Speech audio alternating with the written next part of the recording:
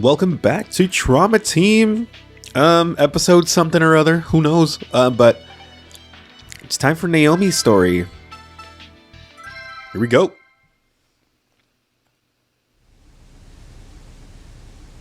Yay! Hello, Mr. Butterfly. I'm Alyssa. I live in the house over there. Where do you live, Mr. Butterfly? Great. She's at it again.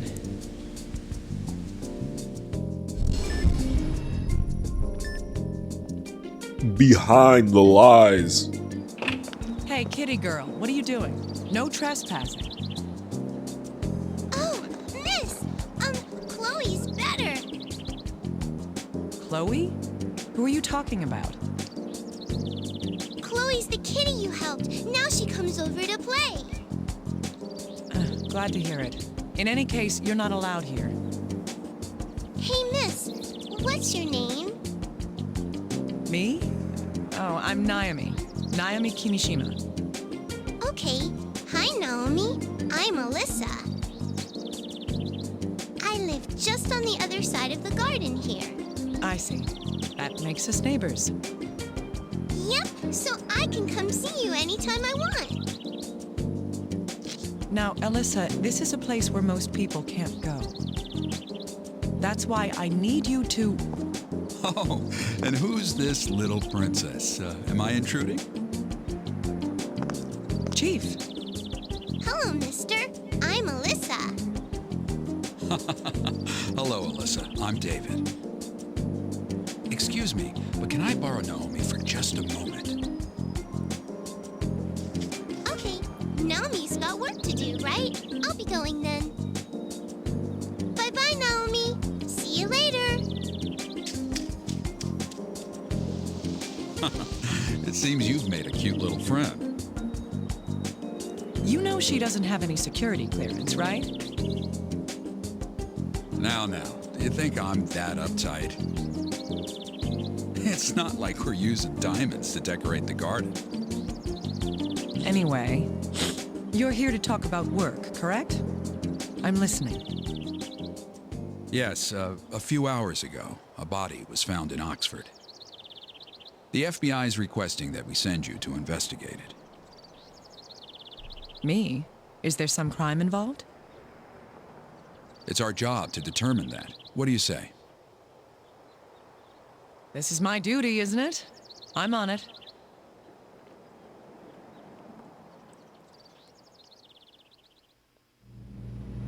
The victim lived in a cottage in Oxford with her husband. The husband called the police, saying he had killed her. When they arrived, she was on the floor with a chest wound.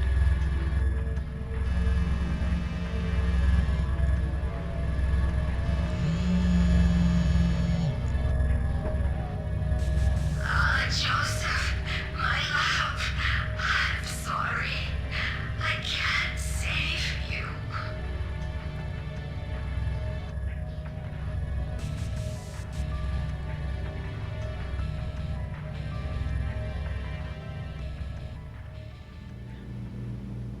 I accept.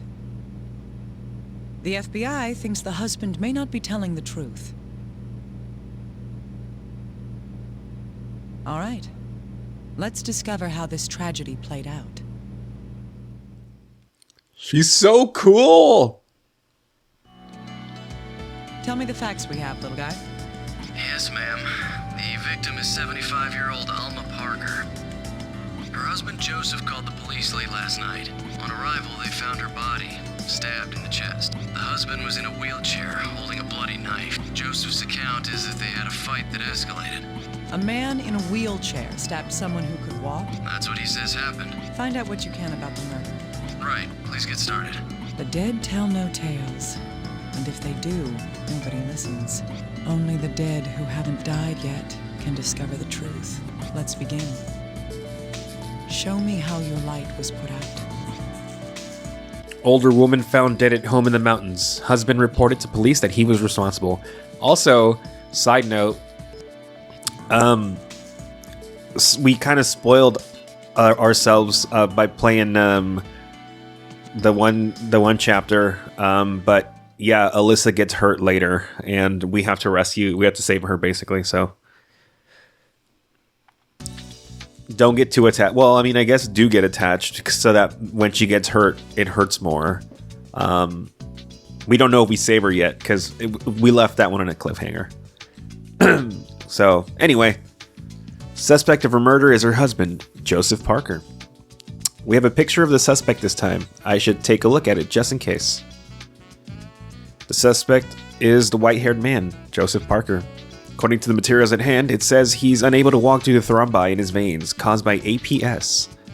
The woman in the picture is the victim, Alma Parker.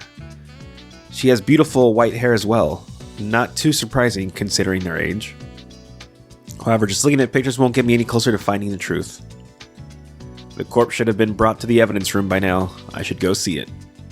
Let's go to the mall.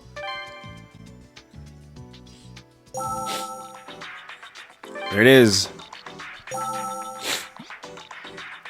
Oh, I see a thing already. Whoa, what is that? This is internal bleeding. It might have been caused by something pressing against the pump. Looks like a little kidney bean. It would require a great deal of force to leave this mark on the victim. Was she struggling against the murderer? Or is there a different reason behind it? This stab wound is small, but it's rather deep. There's a wound with a similar shape, but it's a different size. Whoa. This must be the fatal stab wound. It has an odd shape. The weapon's cross-section must be... A cross shape. Why was that a question? Right. The weapon must be shaped like a cross. That weapon most likely penetrated the heart and killed the victim. What kind of weapon has a shape like that? I don't know. What the... The victim has a wound on her head. It's star-shaped? What can wounds tell us? The shape of the weapon. Yes, we can figure out the shape of the weapon that inflicted them. Still, a star-shaped bruise. What kind of weapon would leave that?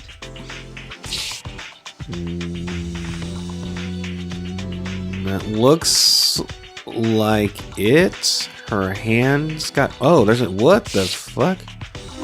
What could this be? I've never seen a bruise like this. Is it something congenital? All right. Oh, it's the black bruising. I think this might be part of the overarching plot.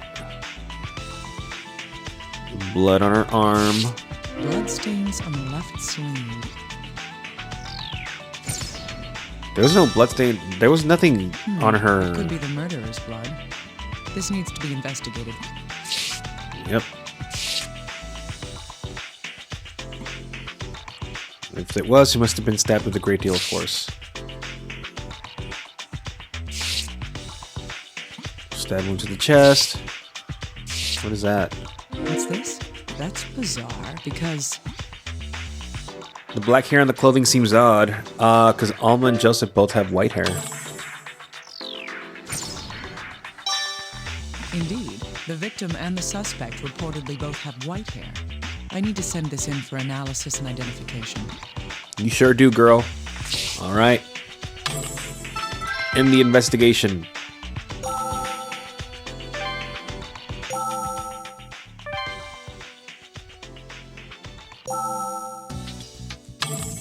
All right, now we gotta use the computer. What is that? Uh-oh. Hey, little guy, could you analyze this hair? Yes, of course. Dr. Kimishima, this isn't human hair. It seems to be from some sort of animal. Did the victims have any tame household creatures? You know, they're called pets. And no, there weren't any signs that they had any. I was gonna say the same thing. I'm like, tame wild creatures? Strange. Still, this is obviously not human hair. I can see cuticles, so this isn't synthetic hair or a fiber. All right. Can you identify what animal it's from? No, that's beyond my expertise. Oh, but I do see something odd about it. Go on. Well, the hair has a tip, but the other end doesn't have a root. No root. It was cut. So the hair had been cut. Right. This means that the hair didn't fall off the animal naturally. Why would something like this be on the corpse? Very weird.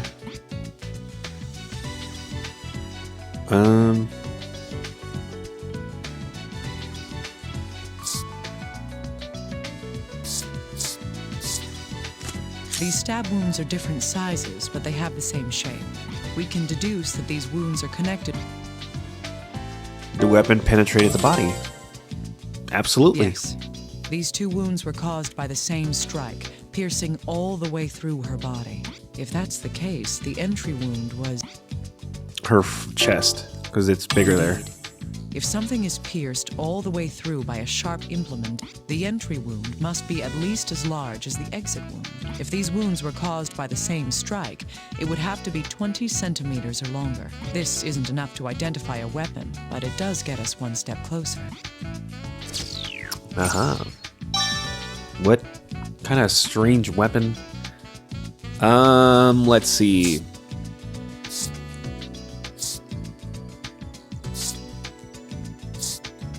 A knife claims to have...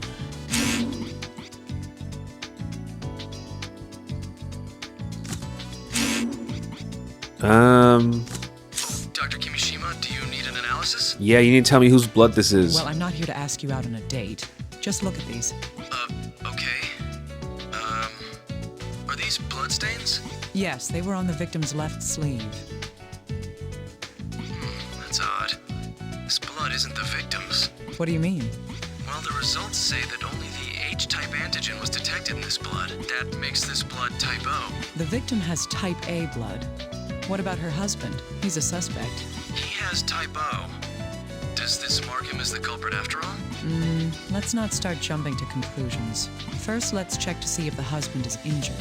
If this blood came from him, he must be wounded. Yes, this is true.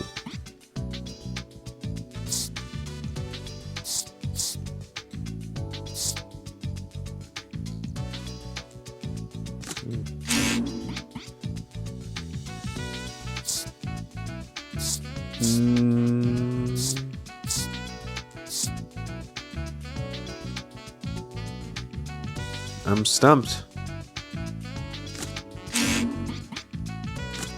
He doesn't have anything on that. He doesn't have anything on that. Little guy, can we determine the shape of this weapon? I think so, yes. I'll need some information, though. What can you tell me?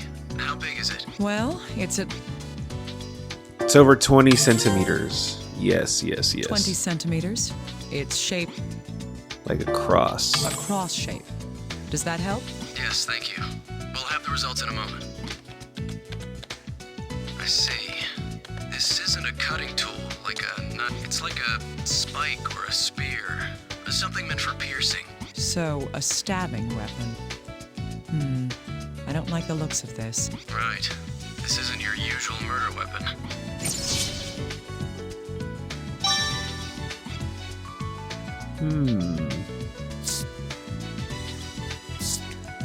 Something's not right. What do you think, little guy? You mean the weapon and the shape of the wound, right? That knife isn't long enough to have done that, and it's nowhere close to the right shape. No, something else has to be the real murder weapon. The second thing this tells us is... Joseph is lying. That was quick. I agree. The husband's definitely lying to us about something. In any case, we know for sure that the knife isn't the murder weapon. However, we still don't have a clue what the real weapon was, or who the killer is. Take it easy. We just have to think about all of this. A sharp weapon, like a spear, that can go through a human body. We'll have to find out what it was. Oh, weapon inconsistency, huh?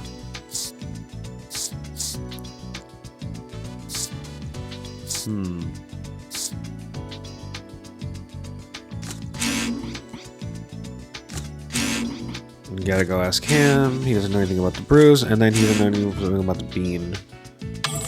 Let's see. Dr. Kimishima. We're done interrogating Joseph. Joseph? You mean the victim's husband who confessed to the murder? Yes, he just keeps saying that he killed her. We've got nothing to go on. I'd like to hear the recordings myself anyway. I want to know if the blood on the victim's sleeve was his or not. I've already sent you the data. You can... Yes, I'll do that. Okay. Let us begin. Tell me what happened. Alma Parker's husband, he has confessed to killing his wife and was interrogated about the murder. I've already told you people, it was a domestic dispute. I was angry at my wife and I stabbed her. That's all there is to it. So what if I'm in a wheelchair? It doesn't mean I can't stab someone. She was standing right in front of me, so I just shanked her right there. I turned myself into the police right after. You know what happened after that. What about my hand? I injured it, that's all. How I injured it has nothing to do with this. I accidentally cut myself while I was stabbing her. I know, stupid, right? So... Wait, no, go back. Go back, go back, go back. Go back, go back, go back, go back. Injuries. I turned myself... What? How I injured... I don't know if it was stupid or not, but if that's what he says happened. How I injured it has nothing... What? I see. The victim's husband does have an injury on his hand. This will prove that the bloodstains came from the husband. Okay. That's all he has for me now. So he's got to put these together.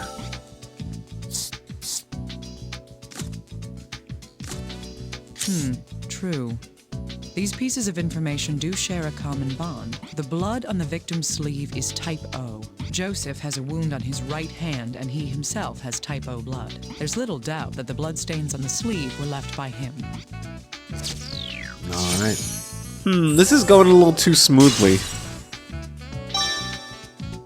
That doesn't prove that he killed Alma, though. We'll need more evidence to be certain.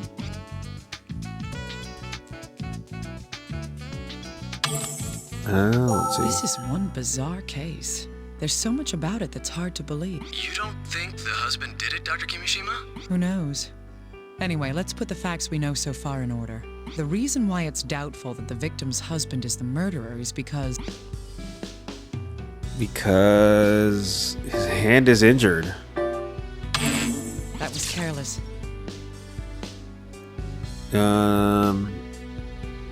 He hid the real murder weapon. Ah, yes. Yes. The knife he says he used could not have caused the wounds she died of. There are other reasons to doubt him too, no matter what weapon he used. Pushing it all the way through a human body would require a lot of strength. But he can't stand. Indeed. He is wheelchair-bound and cannot stand under his own strength. Would he be able to kill someone like this while sitting in a wheelchair? His hospital records make it clear that he can't stand up at all. Yes. The shape of the weapon and the details of the death make it unlikely that he's the murderer. Still, he insists that he's the one who killed her. I don't get it. Usually people lie to avoid being blamed for a crime. Huh. You have a lot of experience with lying, Mr. Investigator? Hey, we agreed not to bring up the past, didn't we? But why would he want to make himself the criminal? All I can think of is that he's defending somebody else. Either that, or covering up an even bigger lie. That doesn't change what I need to do at all. Contact HQ about the inconsistencies we've discovered and interrogate the husband again. Sorry, I have to readjust the microphone because this thing is being dumb. Sorry. I'm going to the crime scene. Tell them that, too. Understood. I'll get authorization immediately.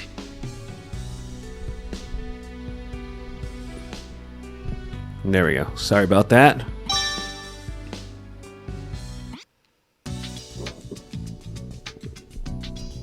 Okay, that was the last adjustment. I saw. I promise. Let's go to Mountain House.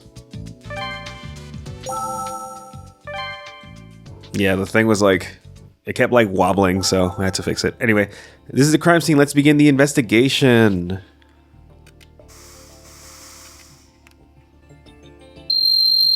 Oh, what's that? This. It's a shard of glass. Supposedly, only Joseph and the responding police officer were at the murder scene. If that's the case, then...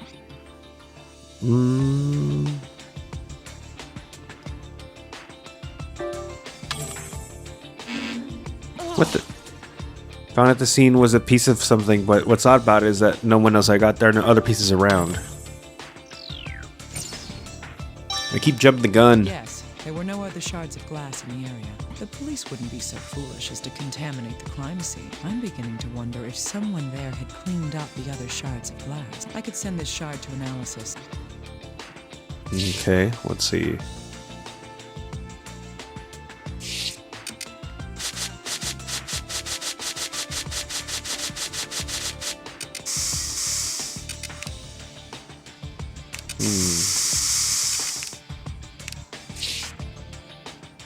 Anything over here?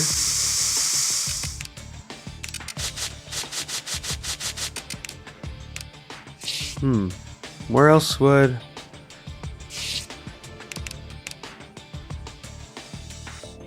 Let's see. Spray stuff here. Nothing. Powder here. Nothing. What's this little clock thing? Nothing there either.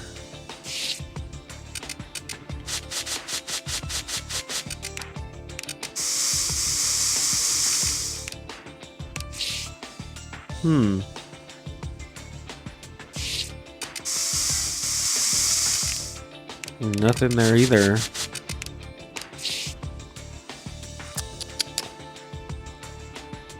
What else is there? I mean, obviously there's blood here.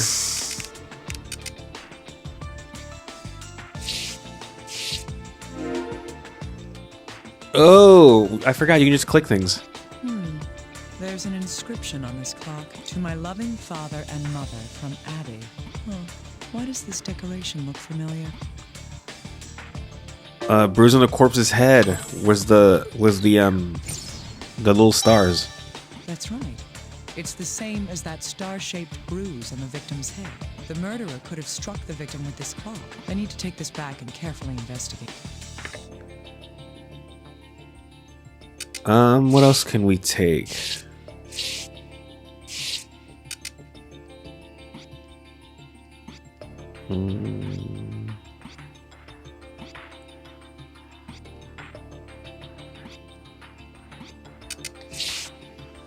Let's see, what else?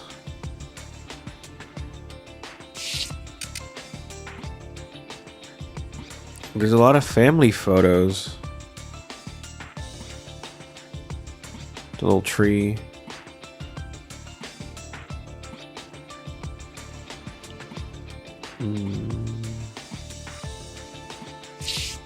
Well, the chair's knocked over. Is there anything on the chair that would react?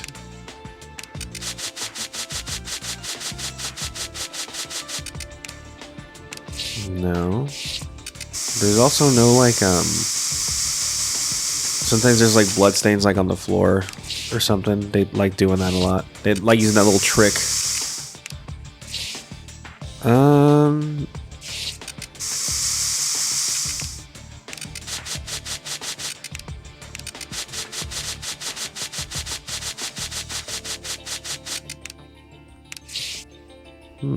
What else? Oh, here's like a little stabby things.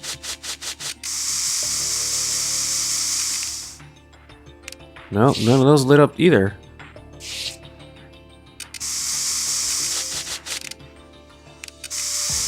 Oh, is there anything in here? There are traces of something having been burned. It's something other than firewood. Huh, I've got something. What is that? There's something else here, too. What else? Is this fur?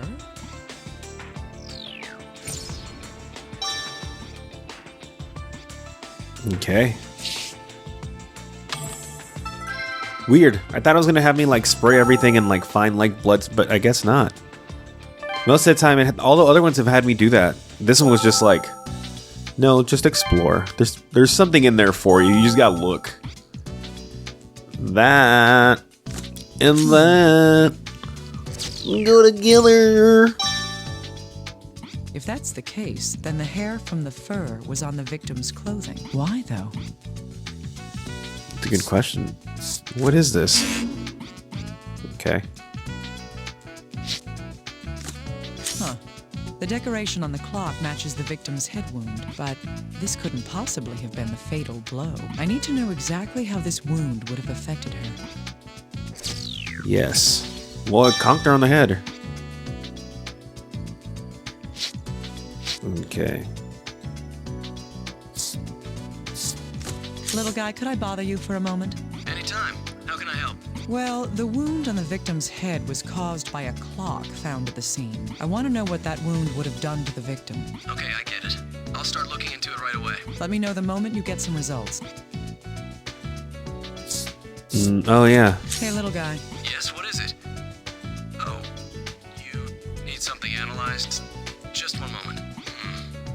There's some kind of compound on the concave surface here. Any details? It's wine. Yep, no mistake. So, there's wine on the inside of this piece of curved glass. It's part of a wine glass. That's probably right. Then again, there could be some oddballs who drink wine straight from the bottle or something. Perhaps. Let's assume for the moment that it's from a wine glass. A little more investigation may provide us with more information. Okay.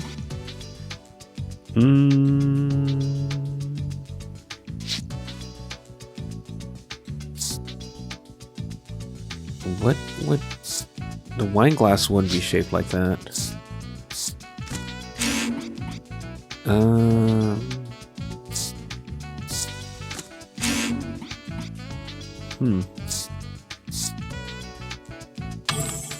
Anything else? Dr. Kimishima, I need to tell you something. Is it good news? No, bad. Another corpse has been found.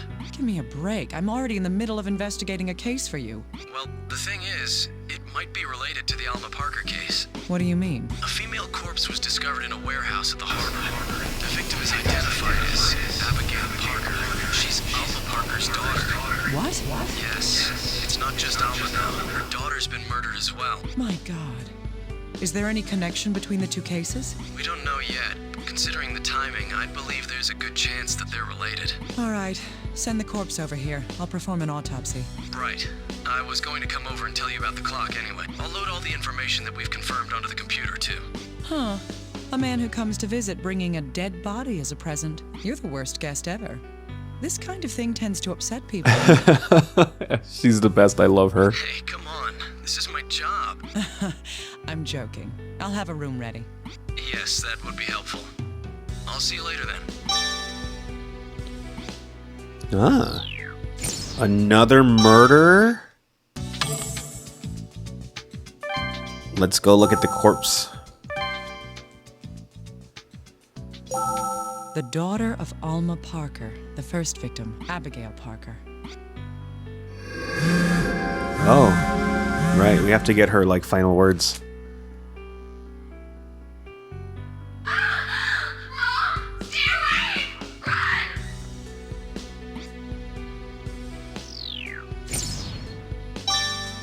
Run! These were her last words. I'm not making any promises, but I've heard your word. Oh, all right, Abigail, you got some on your hand too. What the? It's the same thing. This is a cut. It seems like it was inflicted intentionally. I feel like I've seen a similar wound somewhere before. Yeah, the bruise. Do you have anything else? Oh, you got the. It's the same thing. There's a deep wound on the This stab wound has an odd shape. But it's weird because this one doesn't go all the way to the back like on the other one. Just look at her outfit. See what we can get out of this. Oh, this is the cell phone that Abigail was carrying. It won't turn on. Her cell phone's broken. Smashed. This should be sent in for analysis. Okay. Nothing. Yeah, it's just the same chest. Oh no, there's hair again. Abigail's hair isn't black. It was on Alma's clothes. That's right.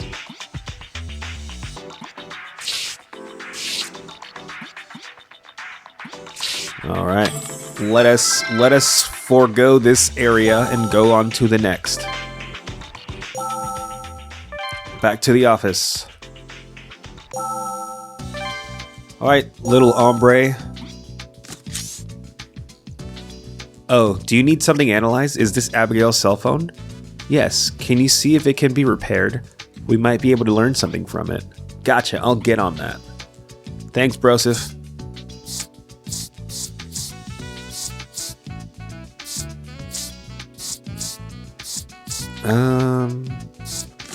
Little guy, can we tell anything from this wound?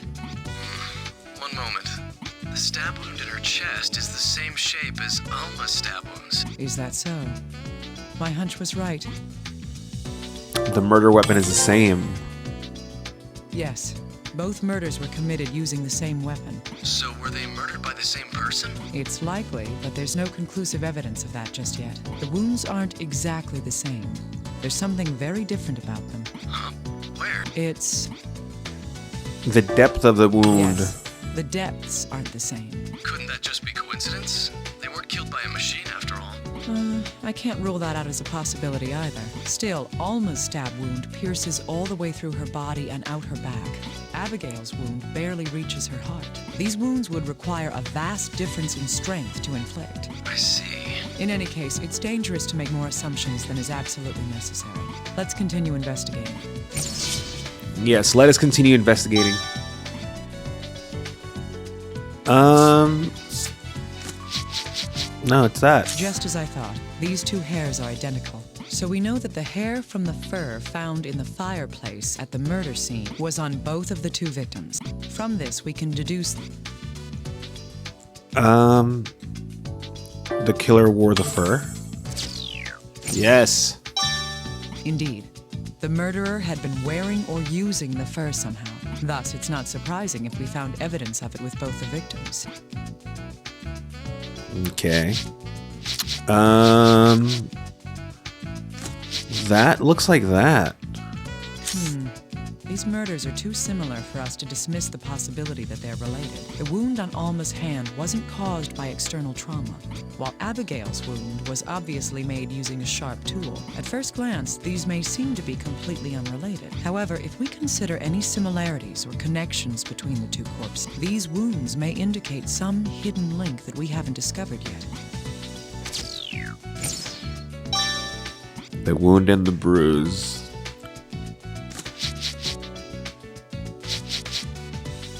I don't have anything for that. What else do we have? We don't have anything for the little bean shape yet.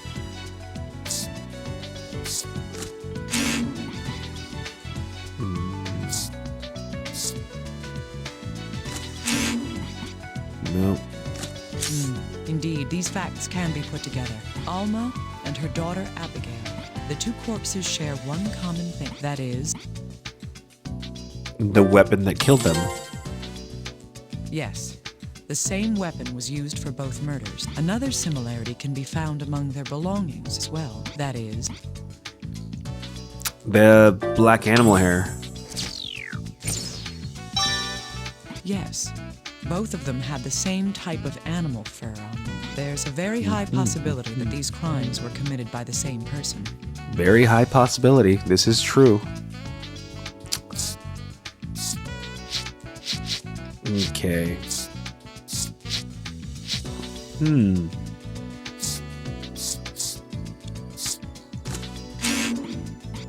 I think that's all we can do right now. Dr. Kimishima, a new testimony has arrived. Good. Whose testimony is it this time? Let's see. First, we have the person who found Abigail's corpse. He owns a restaurant, but he seems to be an acquaintance of the victim. Really? How did they know each other? Well, it seems the victim was an occasional customer at the restaurant. According to the testimony, the victim had visited the restaurant not long ago. I see. This may be able to help us determine the victim's situation before she was killed. We should confirm when he last saw the victim as well.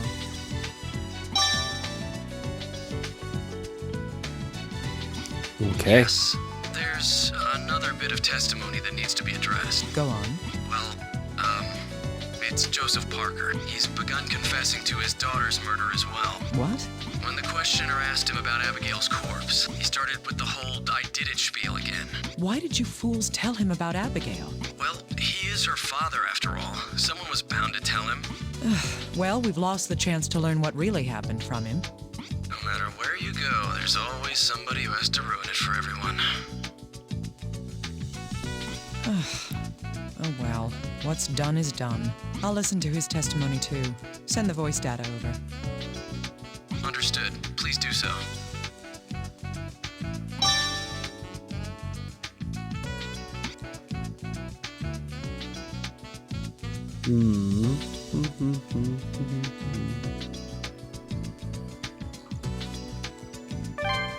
Let us see what they have. Sorry, I got a work text I had to look over. Anyway, let's see what you got. What you got? What?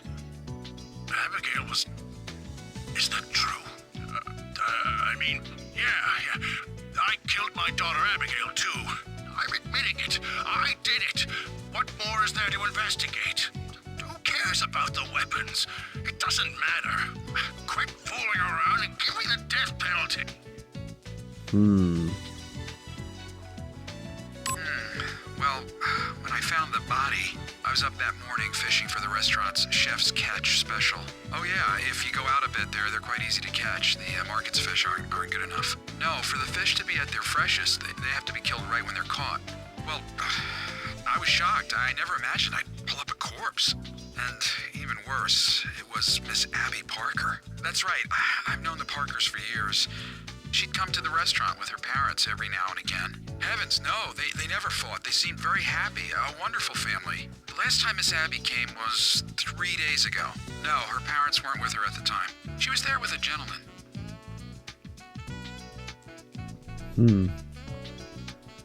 I was up, and that's right, she'd come to the... Heavens, no, the last time Miss Abby came... He says that Abigail was at his restaurant 3 days ago. So she's fresh. So Abigail was still alive at that time.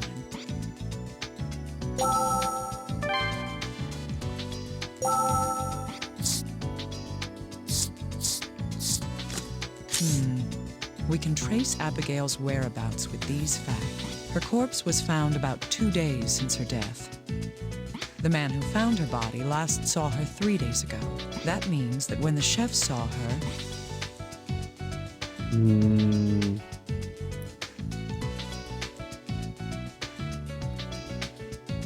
She's probably hours before she died.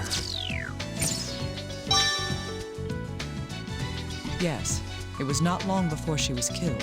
There's a high possibility that Abigail was killed soon after she left his restaurant. It would be best to investigate the man who was seen with her the night she died.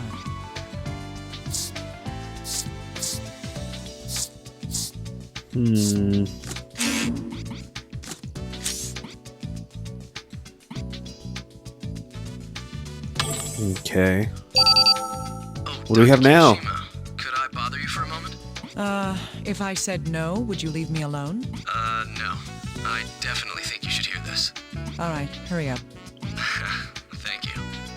Well, HQ has made a move. The FBI has arrested a suspect for Abigail's What? murder. What's going on? Who knows? Maybe they're jumping the gun. I don't know what the higher-ups are thinking. The man's name is Sean Bowen. He was Abigail's boss where she worked. His wife, Carolyn Bowen, was also taken in for interrogation. They're both at HQ now. Huh. Is there any evidence that he's the killer?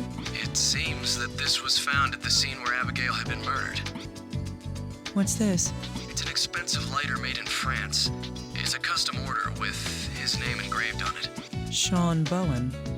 Well, there's no mistaking that. Weird. The plot thickens. We also showed Sean's picture to that chef. He confirmed that Sean was the man with Abigail at the restaurant the night she died. I see. Let me guess. Here's what the FBI thinks happened. Abigail was having an affair with her boss. The situation got complicated, so he killed her. Bingo, Dr. Kimishima. That's exactly what HQ thinks happened. What about Alma's murder then? Would he take the trouble to murder the girl's mother to hide his affair?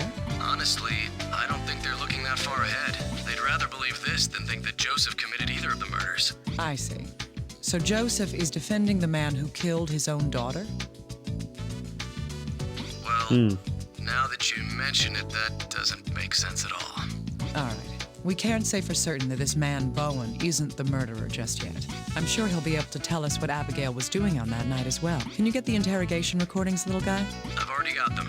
I know my stuff. Nice of you to stay on top of things. Send me that data ASAP. Got it. All right. Give me that ASAP. Sean Bowen.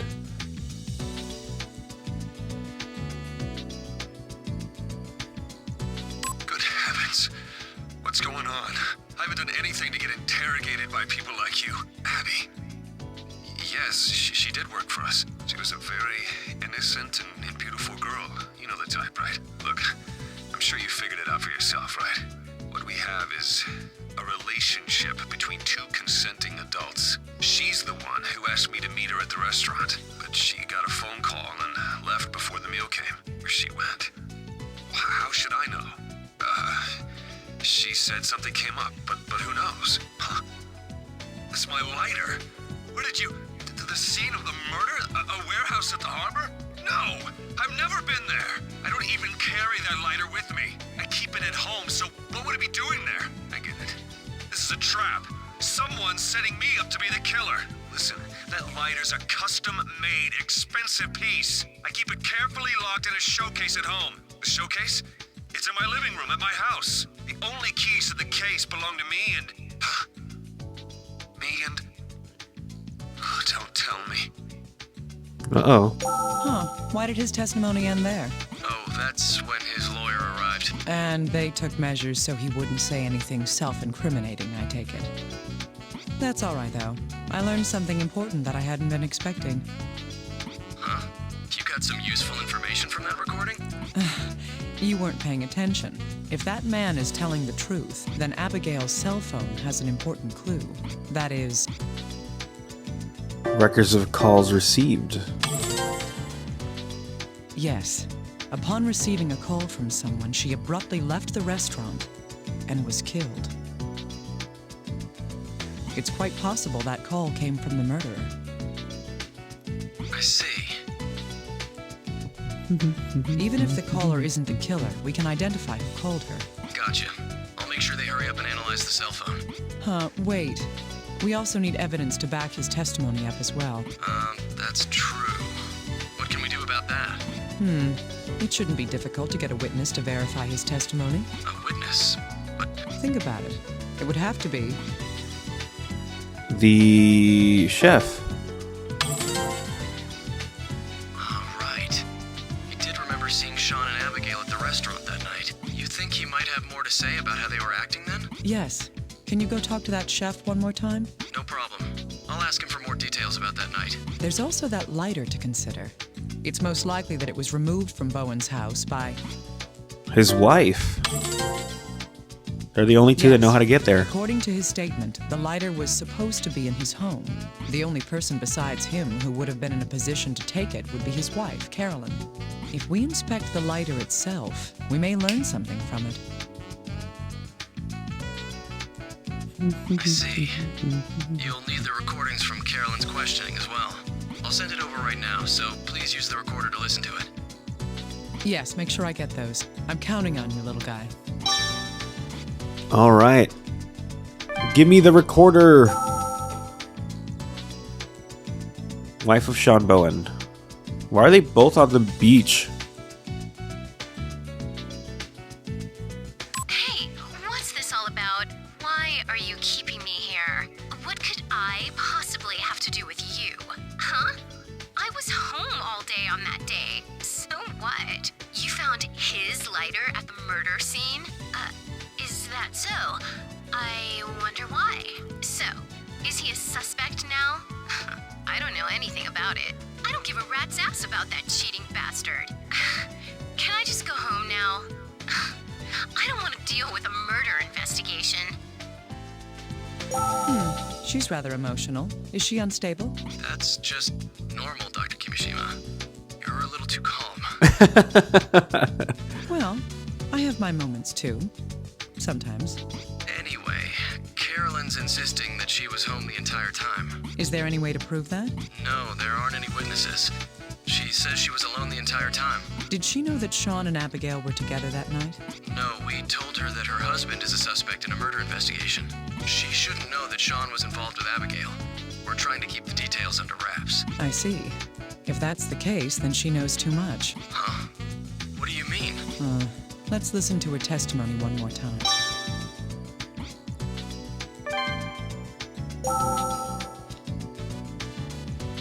Hey, what could... Huh? You found his lighter at the murder... is that so? So, is he a... You found... Okay. I don't give a... That bit at the end. Why did she call him a cheating bastard? Maybe he's cheated on her before. He looks like a player. I mean, That could be a possibility. But what if there was another reason? like what? Well, for example, The probable reason why Sean's wife, Caroline, called him a cheating bastard is she saw him with Abigail? yes. What if she had seen Sean and Abigail together? That would explain her hostility. If that's the case, then she did witness what happened to the victim that night. This might lead us to something even more important. All right, what do we have now?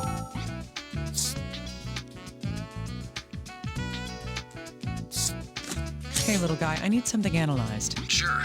Is it the lighter that was found at the murder scene? Yes, I just need you to find any fingerprints on it. Fingerprints? Just a second. Oh, wait.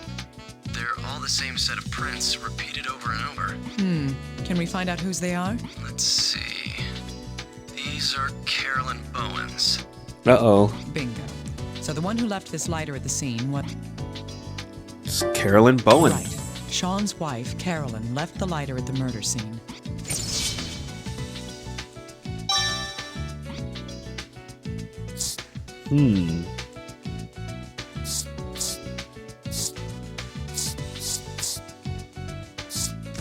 Carolyn Bowen, Sean's wife, left the lighter at the scene of Abigail's killing. Her interrogation suggests that she saw her husband together with the victim. Does this mean that Carolyn is behind both the murders in this investigation? We can't say for sure. Even if she had a reason for killing Abigail, she had no motive for Alma's murder. But she may be able to provide us with information regarding Abigail's murder. I need a little more information from her. That's the little guy's job. Okay, we're getting somewhere. Oh, Dr. Kimishima, what's this? It wasn't Sean who left the lighter at Abigail's murder scene. It was Carolyn. That makes her our most probable suspect now. Really? I wonder what HQ's going to think when they hear this. I don't care. I'm not interested in your office politics. I know that. So, what do you think? Honestly. I find it most likely that she's not the killer. Still, she may have witnessed something. If she finds herself our main suspect, perhaps that will loosen her tongue a bit. I see. I'll use this info when I speak to her then. You're going to talk to her yourself? That's odd. It takes a liar to catch a liar. I'm good at this kind of thing. We've all got secrets, don't we? I'll be counting on you. Right. Oh, by the way, Abigail's cell phone has been repaired. Great. Were the records of received calls intact? She did receive a call during the time we believe she was at the restaurant. However? We've traced the call to a nearby payphone. Huh, I see. I wonder if this information will lead us anywhere. We're going to ask around the area if there were any witnesses near the phone, but we don't expect much. Still, there's no doubt that that was the last call made to her cell phone. I see. So there's a good chance that call came from the murderer after all. Abigail was called out from a public phone. And then she was killed. We'll continue looking into the deal with the payphone. Oh, we spoke to the chef again to check out the recorder when you have time. All right, I'll listen to it later. Okay. We're getting somewhere. Let's talk to the record. Well, let's save, first of all. Let's use the recorder. How'd she act? Let me think. I remember that she was talking on her phone. I clearly remember that she left the restaurant in a hurry soon after that. The man who was with her left in a bad mood afterwards. No, I don't think that he went after Miss Abby. No. He left the restaurant an hour after Miss Abby did. I know that because I served a carafe of wine to the table. The gentleman drank it all himself before he left. I remember being disappointed because they ordered a very fine wine. Interesting. Dr. Kimishima, we've received a recording. More questioning? Carolyn Bowen, Sean's wife. Once they confronted her about the lighter, she started talking. I see. I'll check it out. All right. Yeah. Yeah. So what if my fingerprints were on the lighter? That's got nothing to do with... Huh? Why am I a suspect? No, I'm telling you it wasn't like that. That skank! I didn't report it because I knew I'd get dragged into this mess. Yes, that's right. I happened to be out that day and saw them dining together. They looked like they were having the time of their lives, and I lost it. I was going to charge in there and slap both of them, and then the skank left the restaurant still on her phone. I followed that slut, but just because I was curious. I didn't want her to get away. Of course I was angry. She went into a warehouse not far from there. I couldn't see too well from where I was hiding, but she didn't come out for a while, so I peeked into the warehouse, and there was this hairy beast. It was on top of her. It was doing something to her hand with its terrible claws. I knew she'd been killed, but I had nothing to do with it. I mean, it serves her right. Did she think she could just steal any man she wanted? That's probably when I dropped the lighter. Of course, I didn't report it. I would have been the very first suspect. I don't believe it. This is one weird testimony. Our murder investigation suddenly turned into a monster hunt. We've had a sketch artist create a picture from her account, but are there any animals that size around here? It's a goofy looking picture. Don't be ridiculous. It's someone wearing a mask and some kind of costume. I thought as much. Could the killer be insane? Who can say? There's no way to know anything yet. Oh man. Crazy monster. All right, what do we have now?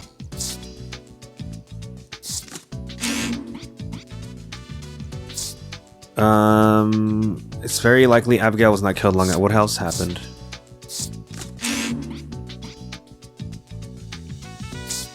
Let's see. Can we do anything with that? All we know is that it came from a wine glass. Can you look into any more details? All right, I'll need some time to do that.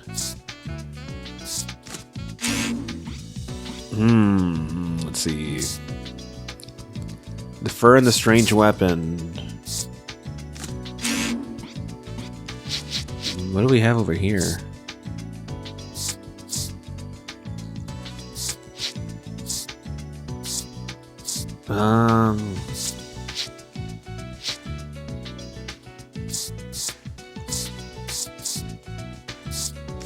These two pieces of information can fill in Abigail's timeline that night until her death. When was she last seen before? How many days ago? She was seen 3 days ago. That's right. She was seen at a restaurant that she was a frequent customer at. The one with her at the time. It was Sean Bowen. It was Naomi. She's the culprit. Correct. She was witnessed there with her boss. Afterwards, she left the restaurant alone. The reason she left was... She had a phone call. Yes, a phone call caused her to leave the restaurant immediately. But where did this call come from? Payphone. Indeed, the payphone near the murder scene. It's most likely that the killer called her from the public phone, then waited for the victim to arrive and ambushed her. That would be what happened on Abigail's last night in this world. Okay. Who did the actual murder?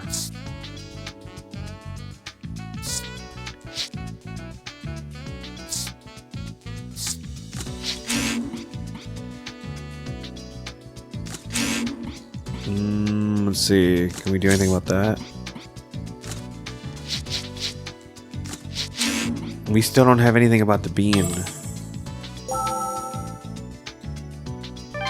Looks like we need more info from here.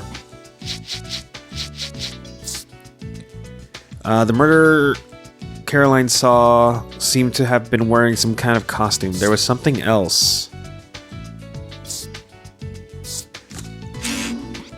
No?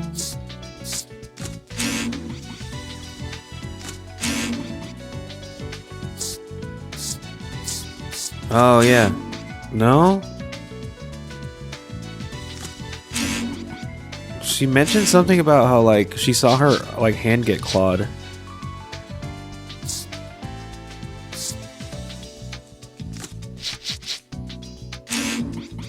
Weird. Okay. Is there another recording I was supposed to look at?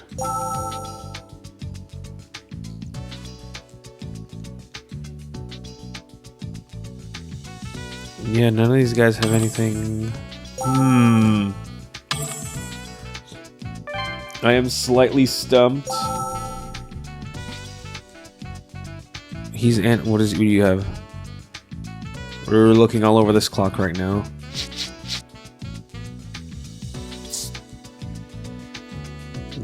Yeah.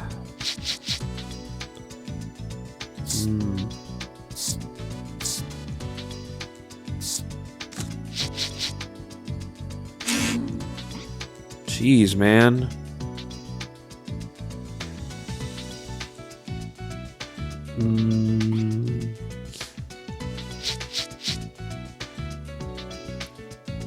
Let's see.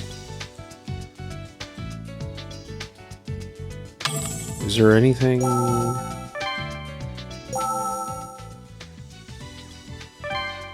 Yeah, just the house. I don't think. Yeah, there's nothing here.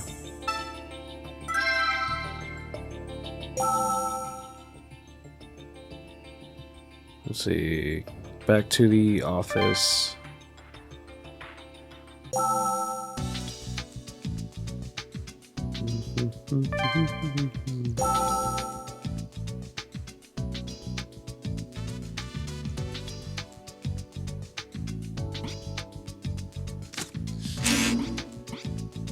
Any of these? Yeah, if I had more stuff.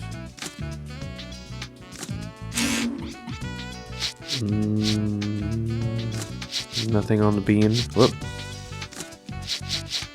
You don't have anything about the bean?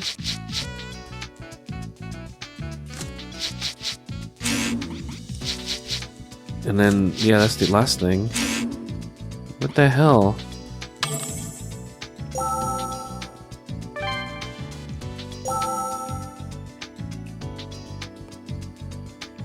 How'd she act? Let me think. I remember that she was talking on her phone. I clearly remember that she left the restaurant in a hurry soon after that. The man who was with her left in a bad mood afterwards. No, I don't think that he went after Miss Abby. Oh, he left the restaurant an hour after Miss Abby did. I know that because I served a carafe of wine to the table. The gentleman drank it all himself before he left. I remember being Yeah, it doesn't. Oh.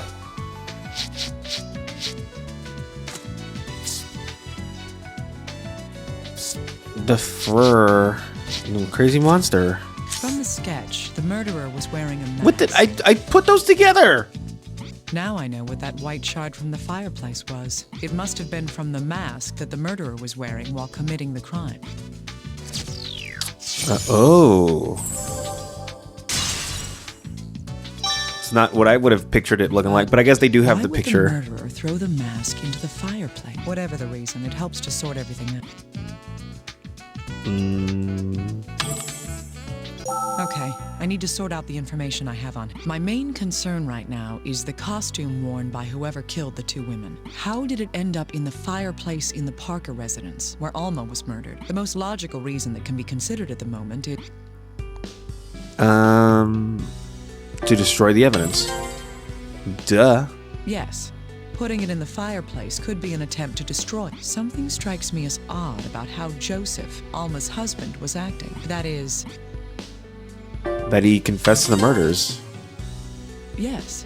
He confessed to Alma's murder from the very beginning. If he was willing to confess, what reason would he have to hide any evidence? Let's assume for a moment that someone else is the real killer. Can we follow this hypothetical person's steps? This person would have killed both Alma and Abigail. The first person to be killed would have been...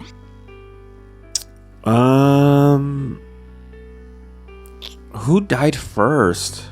They both aren't dead.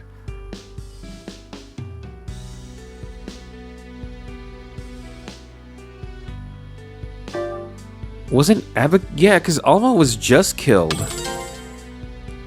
Right. Alma's corpse was found first, but Abigail had been killed before then. Yeah, 'cause she had already been dead for a couple days. In other words, the killer wore a costume to kill Abigail, then killed Alma the next day, after which the costume was discarded into the fireplace. However, we haven't found the murder weapon yet. There were no traces of it in the fireplace. The killer would also have some connection to the two victims. We can assume that Abigail personally knew her murderer. The reason for that... Because she took the phone call and then went to go meet. Right. She received a phone call from a payphone to call her out. The killer knew Abigail's phone number, and Abigail rushed out right after receiving the call. It's unreasonable to think that she would do that for someone she didn't know. Similarly, there's a good chance that Joseph knows the killer as well. This is because... He's lying to protect them. Yes. If that wasn't so, Joseph would have no reason to defend whoever killed his wife.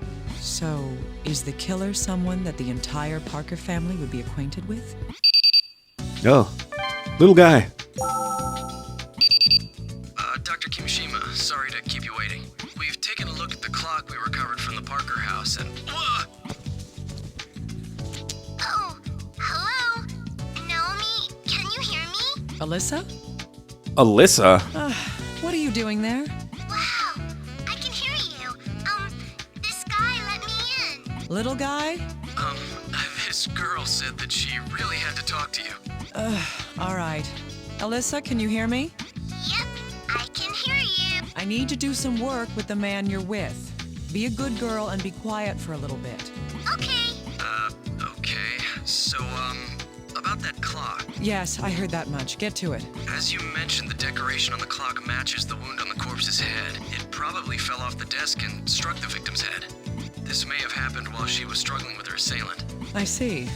Is it possible for that wound to have been the cause of death? No, that's impossible. The impact wouldn't have been enough to kill someone. We've inspected the exterior of the clock, but it doesn't seem that damaged either. I see. Little guy? What's that sound? Sorry. Looks like this clock is the kind that plays a little tune. Hey, Naomi? Alyssa, you said that you'd keep quiet. I'm sorry, but that clock is broken. Broken? Where? I mean, I know how this song goes, but this one part sounds all weird. Huh? Little guy, has anybody looked inside the clock? 1 second. What the?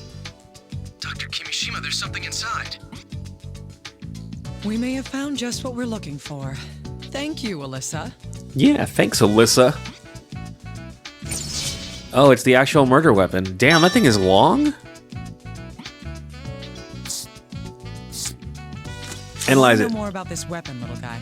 Oh, yeah, no. It has an X-shaped cross-section, and it's 25 centimeters long. It's thinner at the tip, and it's shaped more like a steak than a knife. This isn't a commercially available weapon. This is just a piece of steel with sharpened edges. Huh.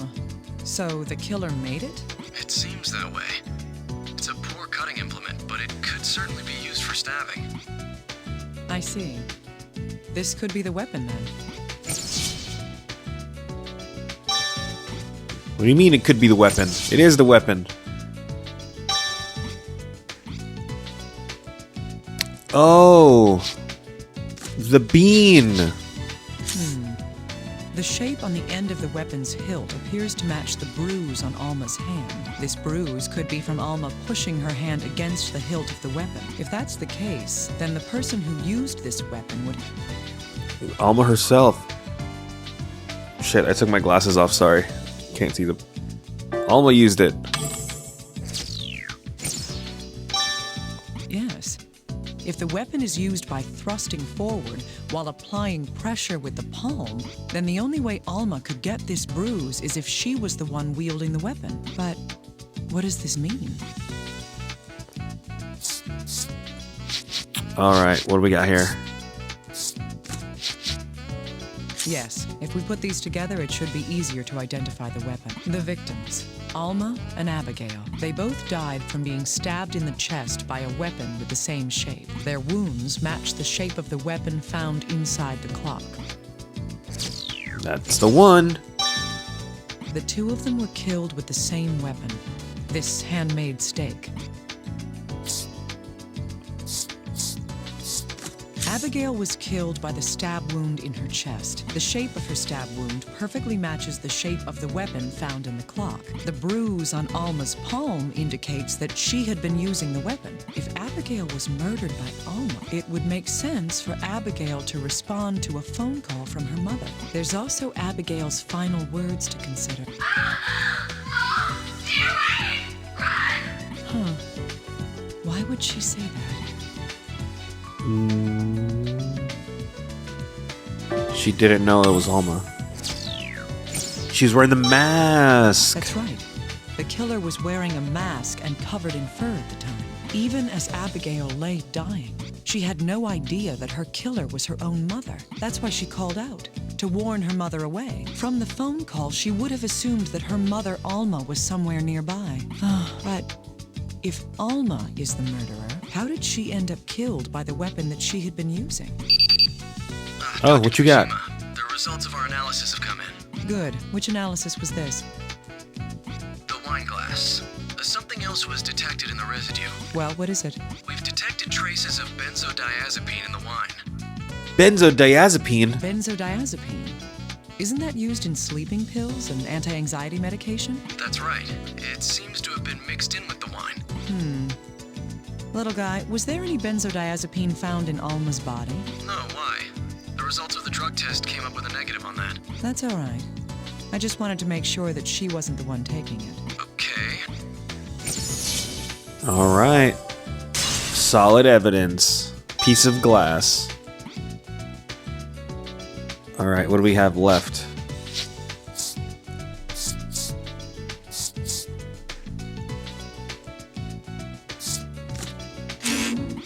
Nope. Nope.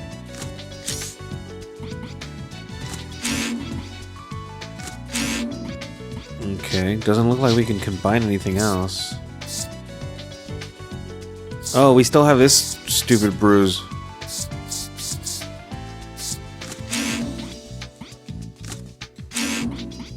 Whoop. Nope, I guess not. If we believe that Alma is the one that killed Abigail, then Alma put the sleeping medication into the wine. It was Joseph. Yes, her husband Joseph. What do you mean? Are you saying... That's right. Alma tried to kill Joseph as well. But, Dr. Kimishima, isn't that just... The weapon left a bruise on her palm. That is proof that she used the weapon. But she was killed by that same weapon. That's true. Let's stay calm and think this through. We have evidence that there was a struggle between Joseph and Alma, don't we? That is... The blood on Alma's sleeve. Yeah, because that was Joseph's blood. Indeed.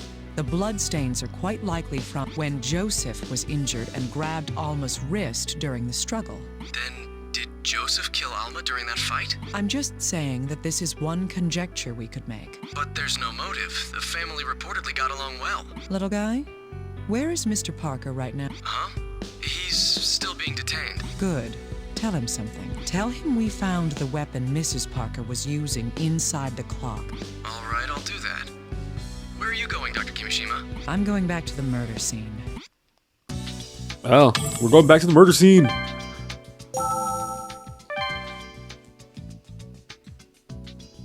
Oh, Dr. Kimishima, can I bother you for a moment? What's the matter? HQ contacted me just a moment ago. It seems Joseph Parker has a message for you. The victim's husband? I don't know. I'll send the recording over to you right now. This message is for whoever is investigating my case. I don't know who you are, but I'm impressed by your skills. Go to my house and check above the fireplace. My wife's diary should be behind the stones. You must already know that I can't stand. So that's the only thing I couldn't get rid of. If you read it, you might find out what my wife was truly feeling. Please, make use of that information. That's it. I heard every word. I'll have to check. Above the fireplace, behind the stone. We found... Alma's diary is in here? Here it is. I should take it back to the office and go through it. All right, let's get out of here.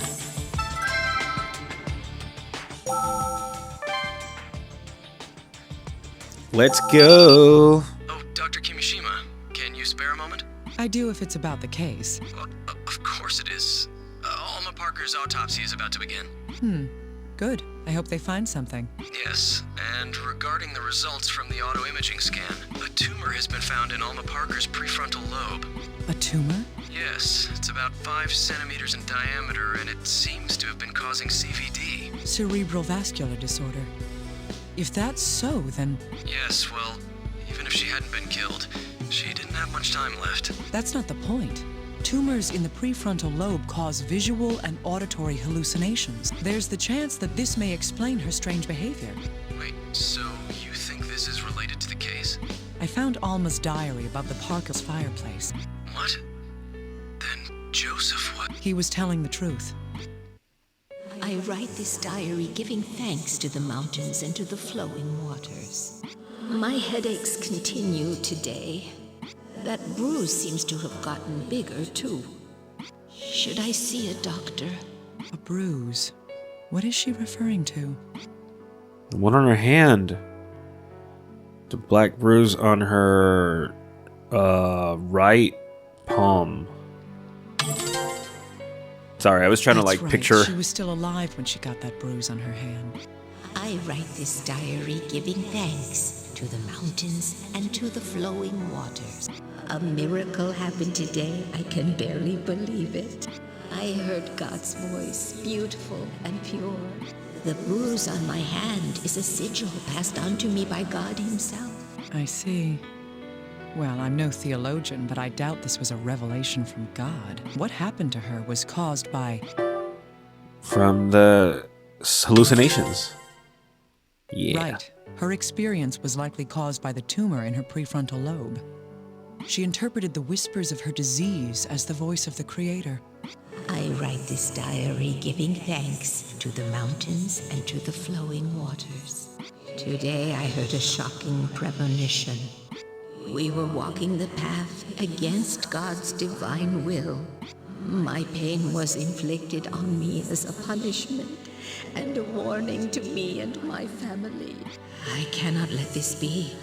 I must save my family. I write this diary, giving thanks to the mountains and to the flowing waters.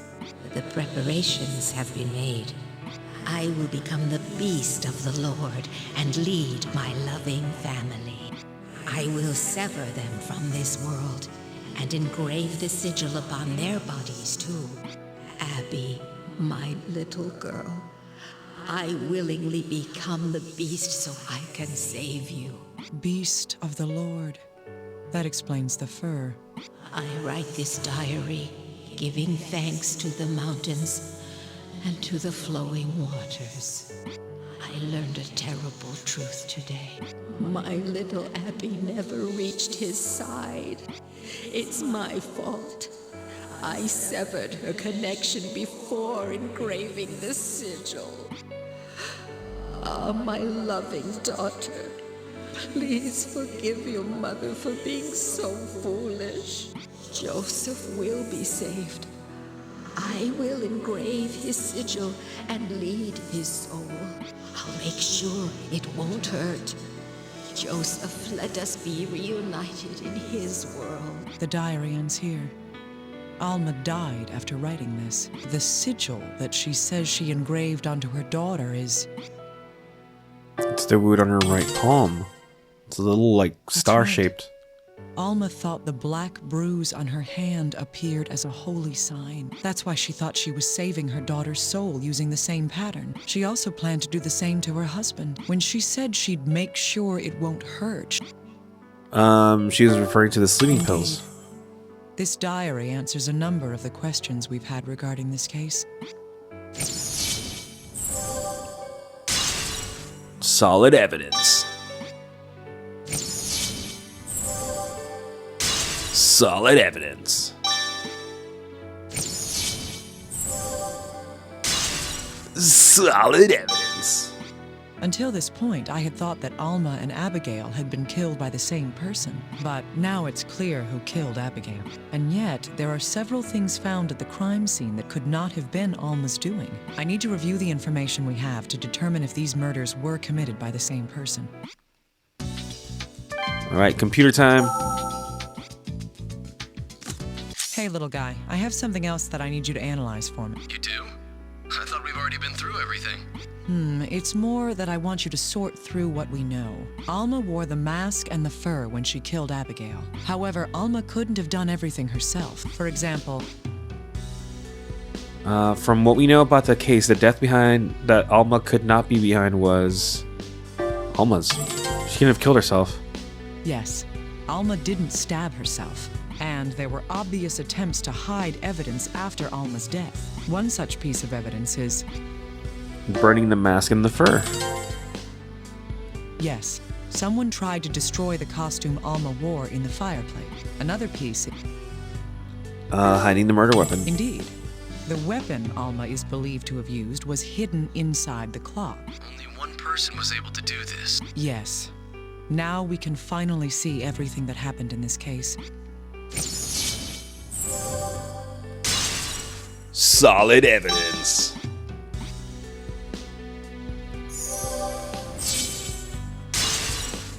That's it. That's the tweet.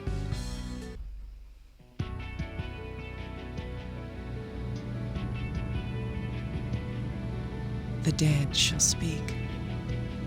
Let's put together the truth of what happened here. In a way, you could say Alma Parker is the first victim. She had a gigantic tumor within her prefrontal lobe. The conditions caused by the tumor changed her. This card has the evidence of that.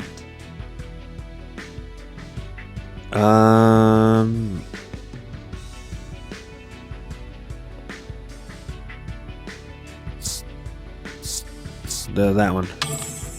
Yes, she believed her hallucinations were divine visions. Parting with the world, her beloved daughter was first. It was that same love that led to Alma's attack.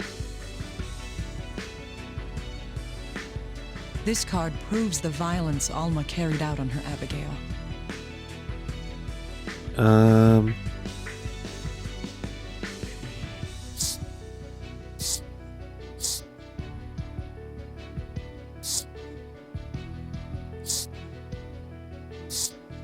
She killed her, right? Indeed.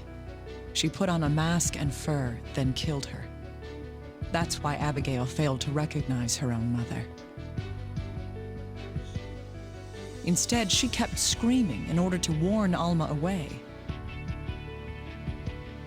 Abigail's last words are proof of that. It's gonna be the phone. Abigail. Mom! Stay away! Run! After the murder, Alma tried to guide her child's soul. The proof of that is on this card.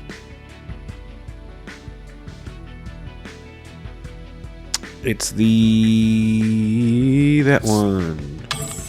This is likely what Mrs. Bowen witnessed. But Alma thought she had failed to save Abigail's soul. In order to guide the soul to its rightful place, Alma thought the sigil needed to be applied before death. So she made careful preparations for Joseph's murder. The evidence of that is shown on this card. The wine glass with the drug in it. The benzodiazepine. Yes, but this plan failed to work. Joseph woke from the pain and struggled with her in a panic.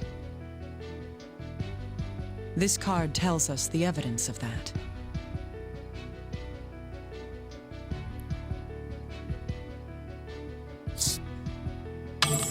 Alma wore the mask and fur again to kill her husband.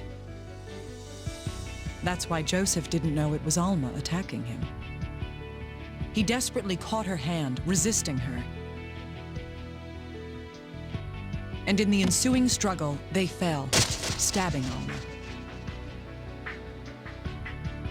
When Joseph removed his attacker's mask, he realized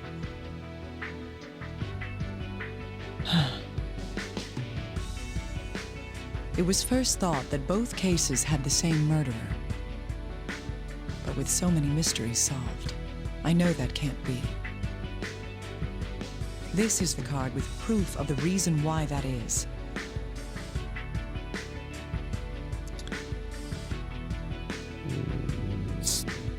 That was careless. Oh no.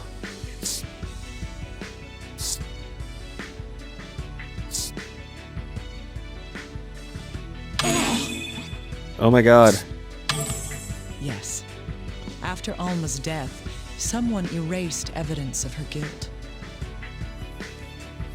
No matter how it was done, it couldn't have been Alma. And so the truth of this card is brought to light. Proof that Alma did not commit both killings is that one. This person wanted to hide Alma's crimes. First, her costume was destroyed in the fireplace. The weapon she used was hidden within a clock in the house. Another knife was used to make Alma seem like a victim.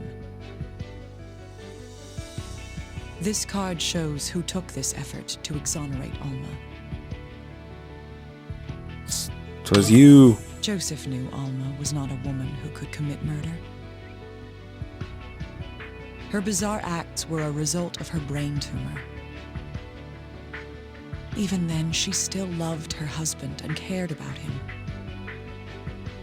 Her final words are proof of that.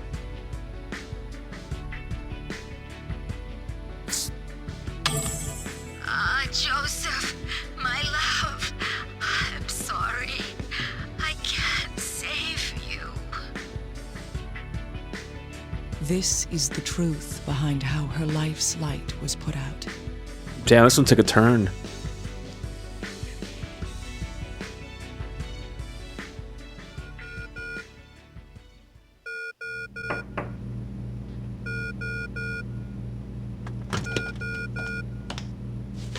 Naomi, you have a call from Mr. Parker.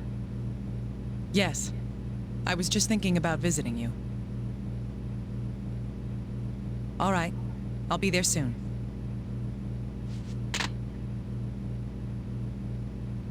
Will you be all right? If you think there's any danger. Chief, what do you think love is? A true love in which each thought of the other to the end. That may well have been the integral part of this case.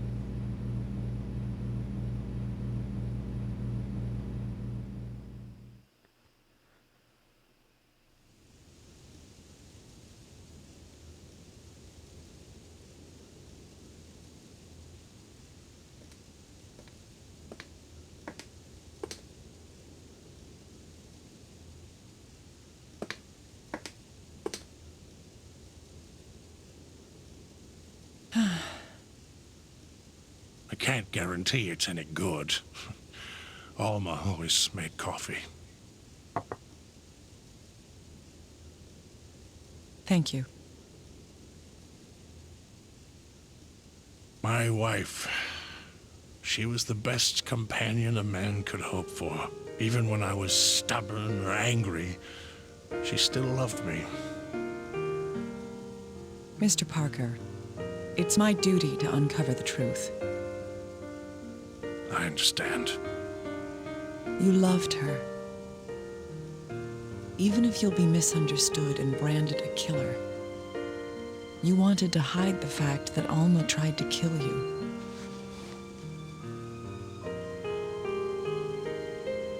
I'd be better off if she had killed me. There's absolutely no way she'd kill me without a cause. She must have had some reason for what she did. Please, if it ends like this, Alma will be known as a lunatic. You have to find out what truly happened to my wife. Please. Yes, I will. That's my duty.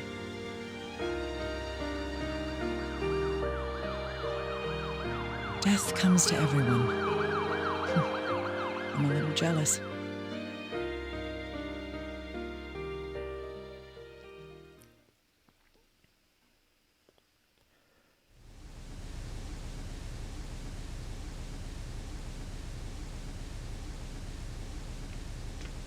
Oh, there you are, Dr. Kimishima. I was looking for you. Little I guy. see. What do you want? I have the report from the Oxford autopsy. Tell me all about it, right now. Right. Her brain tumor was kind of, well, strange. Strange? Could you be any more vague? Were you actually present at the autopsy? Well, yes, but it was a condition I've never seen. The tissue around the tumor was black. Nobody knows why. Black? The same as with Veronica. Remove that tumor. I'll have a friend at Resurgam check it. And I want the death certificate made by the end of the day. You want me to do all that? No excuses. Get to it right now. I'm on it.